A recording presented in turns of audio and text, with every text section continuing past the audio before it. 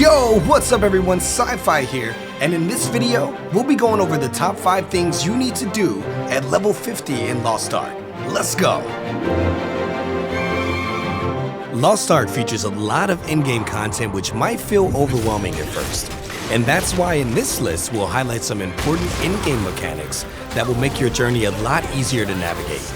Now, I know we can't get to all the features in the top 5, so be sure to drop a comment with what you think should be on this list. But with that being said, let's jump in. Number 5. Equip your awakening ability. Once you reach in-game, you may notice a new skill at the bottom of your combat skills menu. This skill is your class's awakening ability.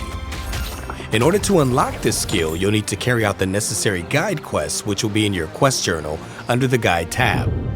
Carrying out the first mission will unlock your awakening ability, granting you the opportunity to use this powerful skill during battle.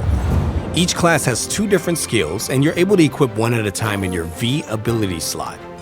To unlock both of these, you'll need to complete each of the necessary guide quests. Think of the awakening skill as your class's ultimate ability, but keep in mind that the skill can only be activated with the use of Chaos Shards. Chaos Shards can be obtained by purchasing them from a general goods NPC in any major city. This skill is well worth completing the side quests to unlock and will help tremendously during the challenging content you'll begin to face at in-game.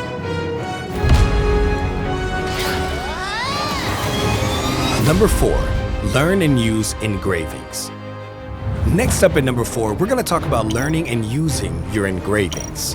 Engravings are one of the most important mechanics in Lost Ark, and they are special effects that can be applied to accessories and ability stones.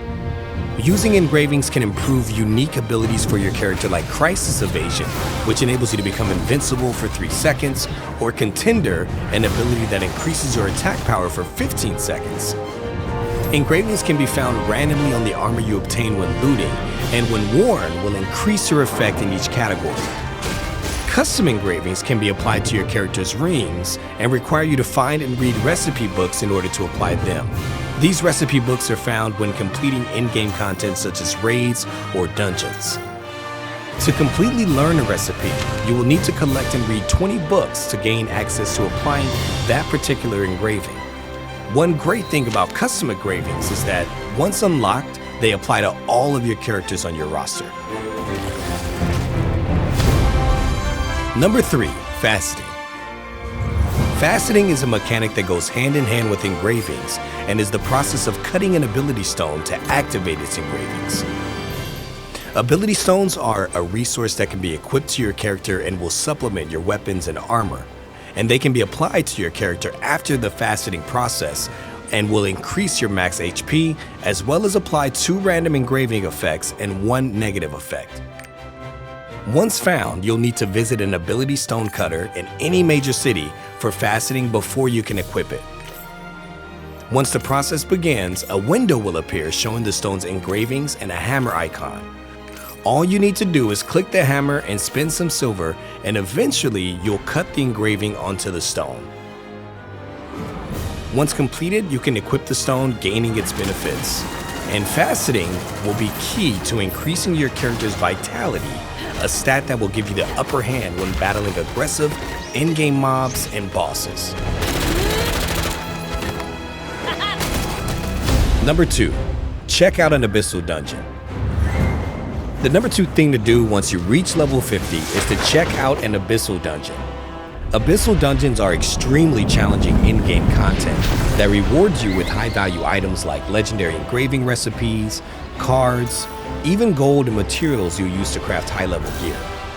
There are also restrictions that apply which limit changing gear or skills, using certain battle items, even using potions. Because you'll only be able to enter a specified number of times each week, and you have to compete with a full party, be sure to prepare accordingly before you jump in. And also, if you'll be using the matchmaking feature to find a party, or if you even already have your own, keep in mind how key communication is.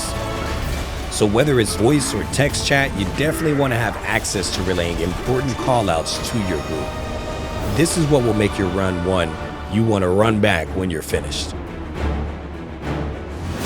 And the number one tip on today's list is to complete your guide quests.